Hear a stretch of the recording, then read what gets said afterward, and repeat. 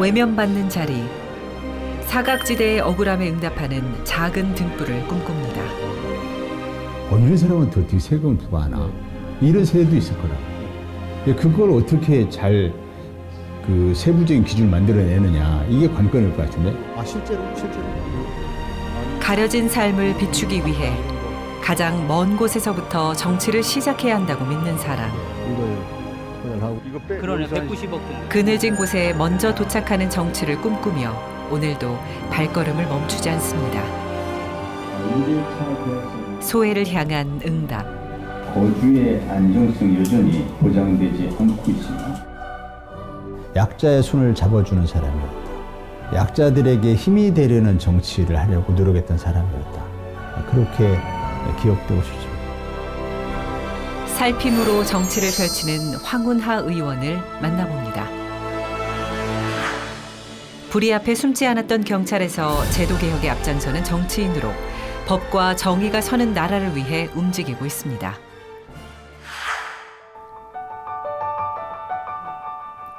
대전광역시 중구. 그의 정치가 시작된 곳입니다. 특히 오늘은 중요한 이들을 만날 예정인데요. 약속 시간 한참 전에 모인 이들의 표정이 무겁습니다. 어떻게 보면 이게 악법이잖아요. 이러면서 실제는 우리가 10년, 20년을 살다가 낙후가 돼가지고 내 직각이 떨어졌어요. 그럼 어떡하냐? 안 돌려줍니다, 이 법은. 지금 저는 대전 서구 용문 1, 2, 3구역 재건축 조합원인데 조합원이 돼서 지금 입주를 시작한 시점에 이 제초안이라는 법안을 좀 더 세심하게 들여다봤고, 이 제초안이라는 법안이 실현되지 않는 이익의 시세를 평가를 해서 팔지도 않은 자산에 대한 세금을 부과한다는 그 불합리함 때문에 황운하 의원님을 찾아뵙게 됐습니다. 일명 제초환이라 불리는 이 법은 재건축 사업으로 큰 수익이 생겼을 때 이익이 소수에게만 돌아가지 않도록 일정 금액을 공공에 환원하는 제도입니다. 하지만 일부 지역을 제외하면 이익이 과대하게 산정되는 경우가 많은데요. 여기에 재건축에 대한 기본 세금과 별도로 이루어져 이중으로 세금이 매겨지는 부당함도 제기됩니다. 고민 끝에 담당 부서인 국토교통부에서 상임위 위원으로 활동하는 황운하 의원에게 연락하게 된 겁니다. 조합원. 그럼 우리는 아까 말한 종전 가격이 이제 종전에 내게 얼마였어. 이게 중요하고 내게 얼마였는데 지금은 얼마니까 여기에 이만큼 벌었잖아. 이렇게 하는 게 이제 이 한수인데 우리는 종전에 저평가대에서 저 밑에 있는 쌀때거든요. 그러니까 너는 이게 저평가된 걸 생각지 않고 너는 쌌던 걸 가지고 지금 이만큼 벌은 거니까 이 중에 50%를 분담금으로 해.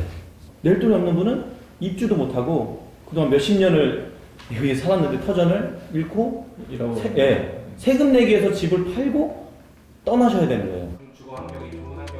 신중히 의견을 들으며 어떤 상황인지 파악해 보는데요. 기존에 존재하고 있는 법이 있어 해결은 쉽지 않아 보입니다. 실제로는 소득이 실현이 안 됐어요. 돈을 번 게 없어요. 그냥 내가 살던 집이 바뀌었어요.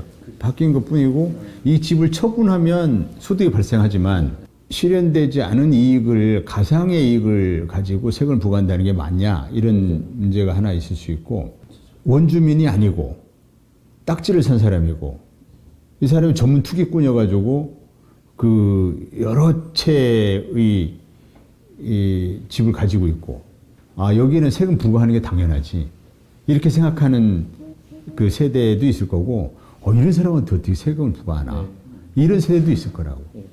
그걸 어떻게 잘 세부적인 기준을 만들어내느냐, 이게 관건일 것 같은데. 투기성 재건축을 노리는 이들에겐 제재가 될 수 있는 법. 하지만 실제 집에 거주하는 이들에겐 값이 오른 만큼 당장 세금을 내야 하는 상황입니다. 이들을 구제할 방법이 있을까요?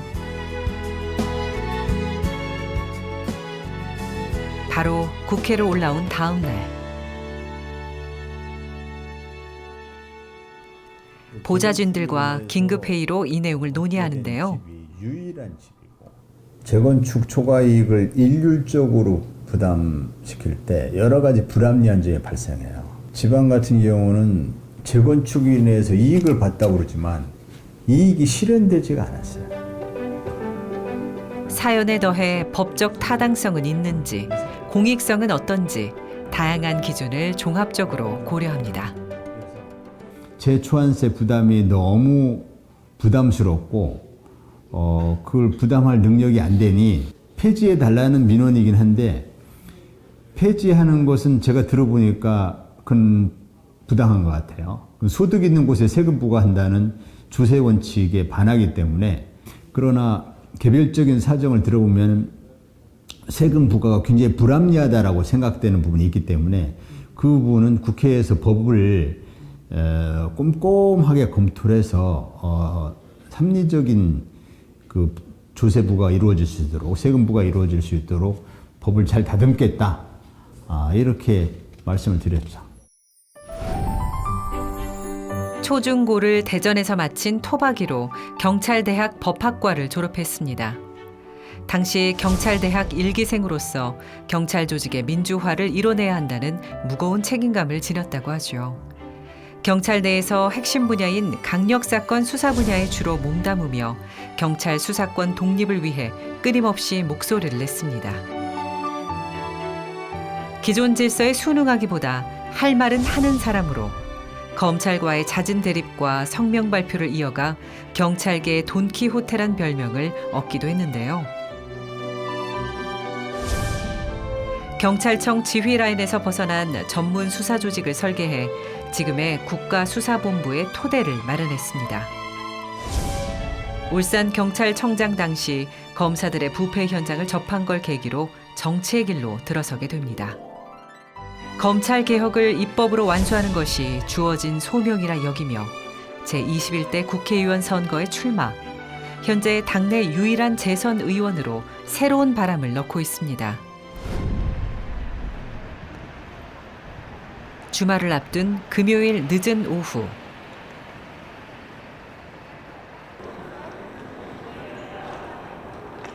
하루를 마무리하는 사람들 속에서 다시 시작의 얼굴로 지역을 찾은 황운하 의원.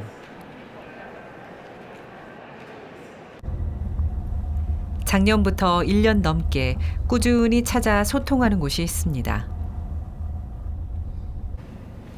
국회에서는 상임위원회와 토론회를, 지역에서는 현장 방문으로 사업이 지속적으로 진행될 수 있도록 하는 건데요.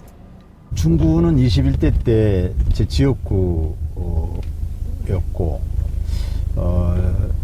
중구 주민들이 저를 21대 때 국회로 보내주셨고 또 중구가 제 고향입니다. 그러니까 제가 초등학교, 중학교, 고등학교를 이 중구에서 다녔거든요. 그렇기 때문에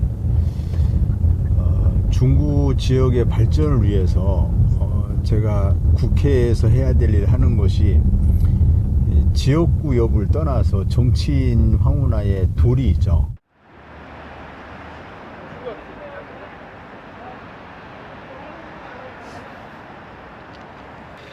오늘 대전에서의 첫 일정은 이곳에서 시작합니다. 그 국회에서 국토교통건설위원회 상임인데 중구가 원도심이거든요. 낡은 주거단지의 주거를 좀 개량하거나 또는 새로운 도시공간을 만들거나 이런 데에 대한 좀 관심을 갖고 있었는데 중구의 뉴빌리지 사업이 선정이 됐거든요, 작년에. 그래서 그 뉴빌리지 사업이 좀 진행 경과가 어떻게 되는지 그런 걸 한번 얘기를 들어보려고 그러고 왔습니다. 올해부터 본격적으로 시행되는 뉴빌리지 사업은 노후된 주거지 밀집 지역이나 오랜 시간 지역 구심점으로 활약한 원도심에 새로운 바람을 넣고 있습니다.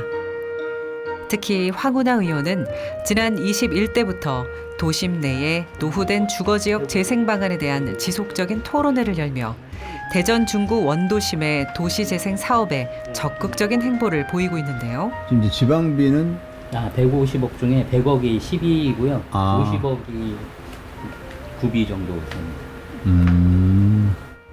작년에 이뤄진 국토교통부 장관 면담에서 총 692억 원 규모의 현안 사업 예산 지원을 직접 요청한 황운하 의원. 특히 주민 참여형 도시재생 방안을 꾸준히 논의하고 있는데요. 재개발 중심이 아닌 소외된 원도심 주민들도 함께 잘 살도록 하는 점진적 주거 환경 개선을 이루고자 합니다. 이런 이런 것은 거를 담장 같은 거를 네. 보수를 해드리는 겁니다. 실제로? 네, 이거- 실제로요. 이런 거 담장 이런 거. 이제 본인들이 우리한테 신청을 하면 네. 뭐뭐 고칠지 저희가 설계를 해서 해드립니다. 자부담은 10% 있고요. 자부담 10% 네. 있고 대문을 바꿔달라 이런 것도 할 수도 있겠. 그러니까 대문 이런 게 굉장히 오래된 대문들인데 이런 이제 낡은 노후화된 주거지를 수리를 좀 하고 국가에서 보조를 해가지고 그렇게 하고 주변에 편의시설을 만들어주고 그러면 이제 좀 살만한 동네가 되었다. 이 도시가 죽지 않고 정주 여건이 갖추어지는 것이죠. 사업을 위한 예산 확보와 공론화를 이끈 4년의 시간. 국회와 지역기관 간의 연결, 노후된 도시의 지속 가능성을 지금 이 순간에도 그리고 있습니다.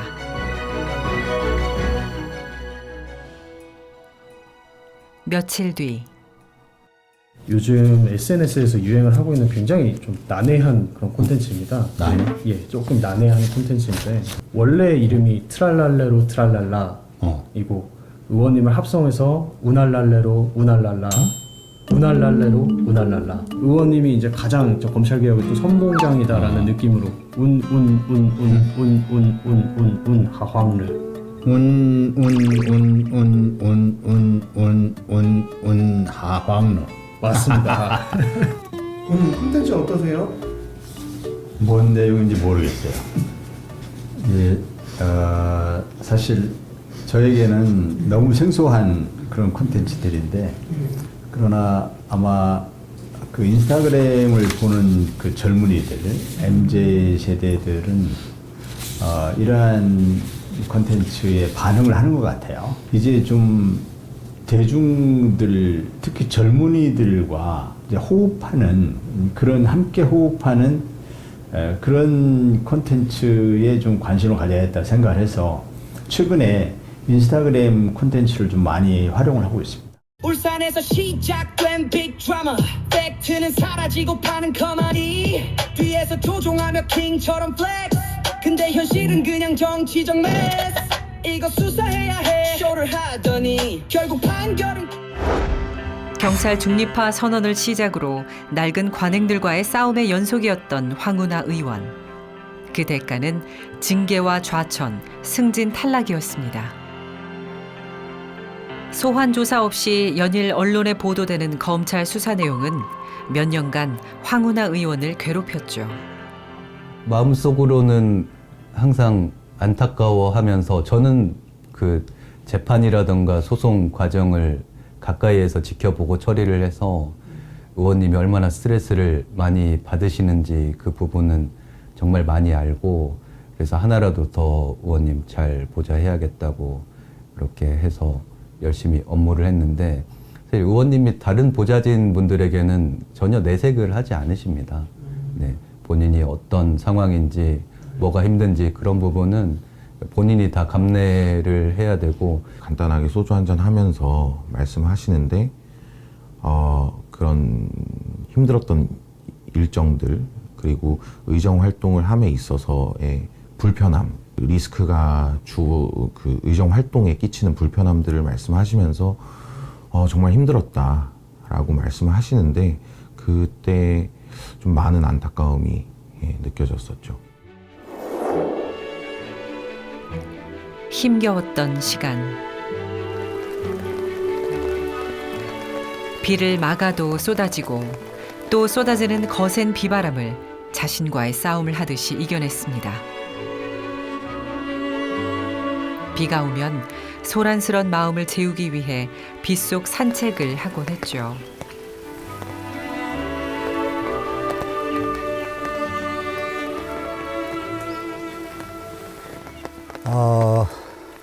사실 저는 좀 힘든 일이 있을 때 늘 산을 찾았습니다. 경찰청에 있을 때도 힘든 일이 많았거든요. 그때마다 퇴근하고 나서라도 북한산을 찾고 이렇게 했었는데 산을 가면 그 머리 아프던 일들이 좀 머릿속에 좀 정리됩니다. 그리고 내가 가야 할 방향이, 내가 가야 할 길이 어디인지 그게 좀 보여요.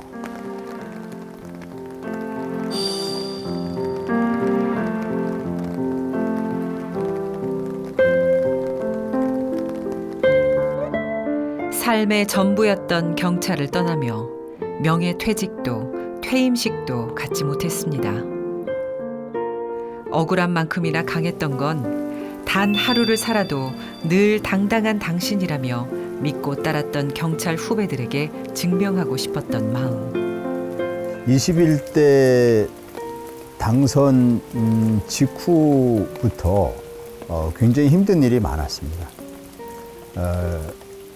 그 힘든 일을 겪으면서 내가 어떤 선택을 해야 하는가, 또 이것을 어떻게 극복해야 하는가에 대한 고민이 끊이지 않았었고, 어떤 등산길과 인생길이 비슷한 거 아닌가. 그래서 늘 어려움이, 고난이, 시련이 끊이지 않는 것이 인생길이다라고 생각을 했고, 저에게 주어진 길이 무엇인가, 운명적으로 받아들여야 될 길이 무엇인가, 운명으로 알고 개척해야 될 길이 무엇인가, 이거에 대한 생각이 명료해졌고, 그래서 이후에 뭐 또 어떤 어려움이 있을지 모르겠지만 이제 능히 헤쳐나갈 수 있겠다. 중심을 잘 잡고 굳건하게 헤쳐나갈 수 있겠다. 이런 자신감을 얻는 그런 시간이었기도 했습니다. 10명의 범인을 놓치더라도 한 명의 억울한 사람을 만들어선 안 된다는 헌법의 대원칙. 그 길을 향해 오늘도 나아갑니다.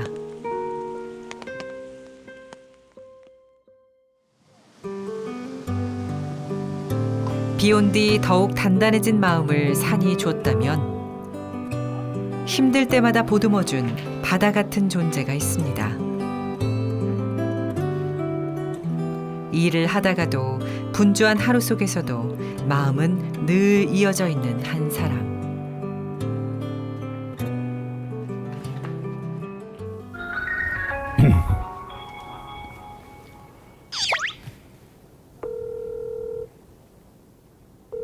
여보세요? 예은아. 오늘은 집에 있는 거야? 오늘은 집에 있고 있다가 저녁에 수요 저녁 예배 잠깐 갔다 와. 아니 왜냐면은 원래는 저녁 그 기도 모임까지 하고 가면 9시 반에는 끝나는데, 그치, 10시까지 온다고 안 했어? 친구가 같이 교회 다닌 친구가 저녁 예배 드리고 자기는 카페에서 공부하고 있을 테니까 끝나면 연락 줘라, 같이 밥 먹자라고 해서 친구가 기다려줬어 나를. 친구가 중간 오늘 저녁에는 일찍 오라고. 당연하지 오빠. 알았어. 아니 따님하고 통화하실 때 표정이 너무 좋아 보이세요. 그런가요? 사실 그 딸과 통화하거나 딸하고 같이 있는 시간이 그리고 가장 마음이 좀 편안해지는 시간. 그러니까 그것이 표정에 나타날 수도 있겠죠. 의원님한테는 비타민 같은 존재예요. 맞아요. 예. 그러거나 또는 어떤 사막에서 오아시스를 만난 느낌이라든지 뭐 비타민 같은 그런 역할이라든지, 딸의 존재 또 가족의 존재가 뭐 누구에게나 그렇겠지만 그런 의미죠. 굉장히 힘들고 지쳐 있을 때 그때 가족에 이제 편안함을 주고 또 여유를 주고 뭐 이렇게 그런 관계가 가족 아닌가라는 생각이 들죠. 특히 황운하 의원에게 특별한 의미의 딸이라고 하는데요. 앞만 보고 달렸던 돌진의 경찰에게 찾아온 온 세상의 사랑이었습니다. 결혼을 좀 늦게 했거든요. 그러다가 결혼 후 5년 뒤에 딸을 보게 된 것이죠. 새로운 세상을 만난 느낌? 네. 지금까지는 머릿속에 늘 어떻게 검찰개혁을 해야 하나, 어떻게 사회개혁을 해야 하나, 이런 문제에 좀 골몰했다면 딸을 낳는 순간 그것도 중요하지만 나에게 굉장히 소중한 또 하나의 세상이 있구나 라는 것을 이제 깨닫게 된 것이죠. 버텨야 했던 시간들 속에서 마음을 붙잡아준 딸이었습니다.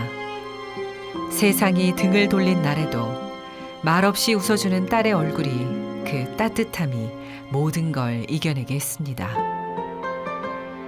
딸이 최근에 특히 아빠를 굉장히 자랑스럽게 생각을 하고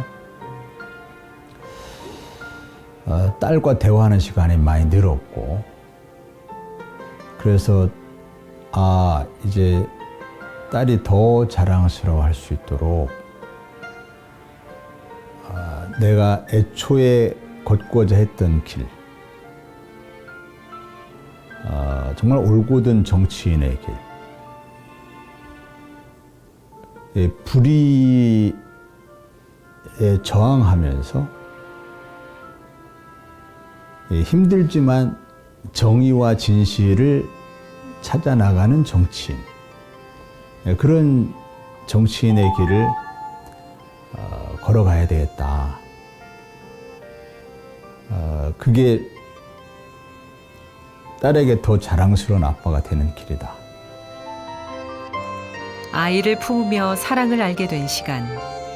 아버지라는 가장 든든한 약속을 지켜가는 중입니다.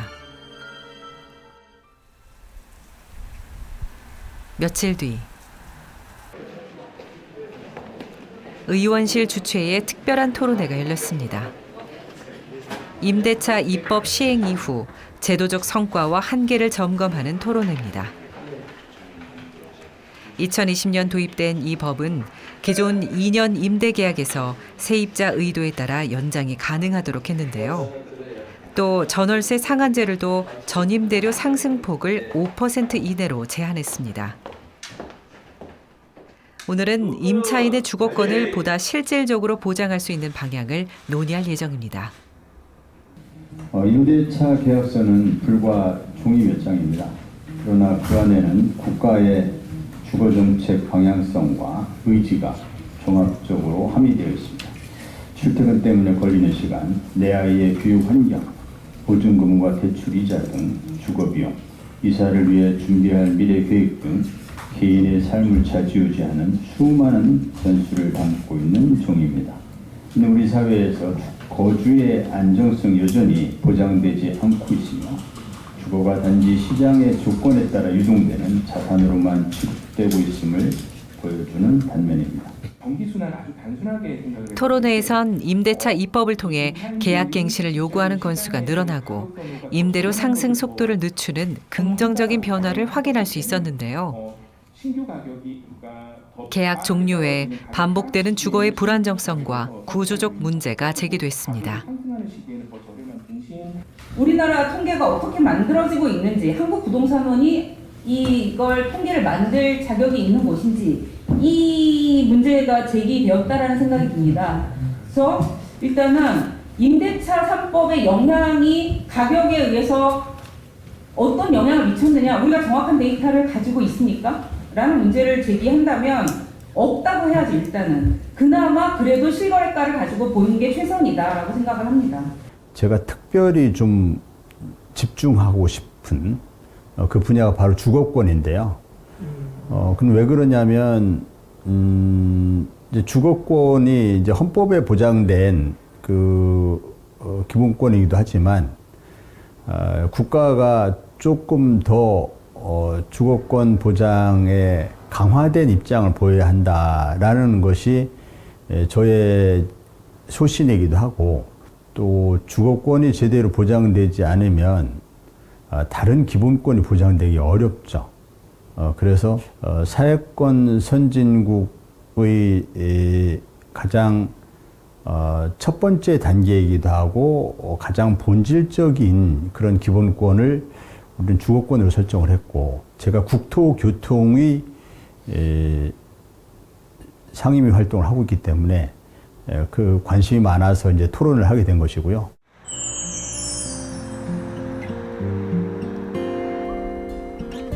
최근 주거권을 위협받았다는 예진 씨. 사회생활을 시작하며 전세 계약을 한 집에서 보증금을 받을 수 없다는 연락을 받았습니다. 처음에는 안 믿겼죠. 왜 이게 나한테? 저희 집이 전세금이 한 1억 정도 되는데 다 당연히 제 돈도 아니고 사회초년생인데 어떻게 1억이란 돈이 있겠어요. 그럼 이 1억이란 돈을 나는 만져보지도 못했는데 이걸 다 내가 잘못한 것도 아닌데 내가 다 갚아야 된다는 생각을 드니까 진짜 믿고 싶지 않았고 황당했고 억울하죠. 억울하다는 생각이 제일 많이 들었던 것 같아요. 사회부 기자로서 한 번 더 확인하고 정확하게 분석하는 게 일상.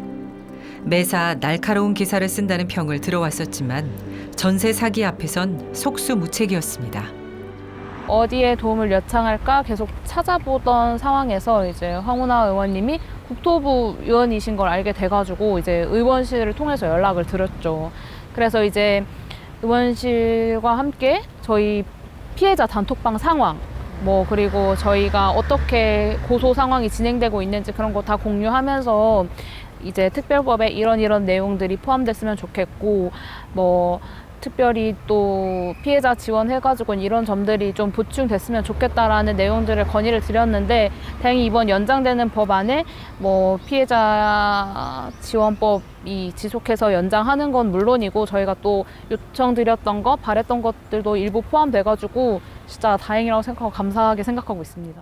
임대인 3명이 소유한 다가구 20여 채가 채무 불이행으로 경매로 넘어가면서 각 건물에 10억 이상의 근저당 채권이 설정돼 있는 게 알려졌습니다. 세입자보다 은행 변제가 우선되면서 최소 200명이 보증금을 제대로 받지 못하게 된 겁니다. 이 중 75%는 20, 30대 청년들이었습니다. 그런데도 불구하고 지금 공사가 피해자에게 지금 피해자들이 공사를 상대로 이제 전세금 반환 소송을 진행 중인데 가지급금 지급할 의사도 없는 것 같고. 이후 전국의 전세 사기 피해자들과 간담회를 진행함은 물론 전세 사기 피해자 지원 특별법 개정안을 대표 발의했습니다. 또한 빈집 지원 등 국민 주거권 실현에 앞장서고 있습니다. 전세 사기 피해자들의 피해를 구제하고 그분들의 주거 안정을 확보하는 길은 정부의 입장이 다르기 때문에 정부를 견제하는 역할이기도 하고, 또 정부가 그 일을 제대로 할 수 있게 하기 위해서는 법으로 만들어야 되거든요. 정부의 견제와 입법이라고 하는 국회의원 본연의 활동을 통해서 성과를 만들어내고 피해자들에게 어떤 정치의 효능감을 일깨워줬다는, 효능감을 느끼게 해줬다는 점에서 큰 보람으로 생각하고 있습니다. 그늘진 삶에 먼저 다가가는 것. 제때 찾아온 법 하나가 사람을 살릴 수 있다는 믿음. 그것이 황운하 의원이 실천하는 살핌의 정치이자 국민을 향한 정의입니다.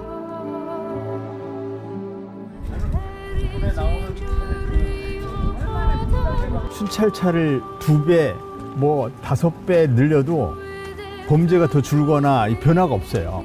대한민국 골목골목을 지키고 있는 우리 자율방문대 대원 여러분, 너무 고맙습니다. 자율방문대 여러분들께 대하여 경례 충성! 충성!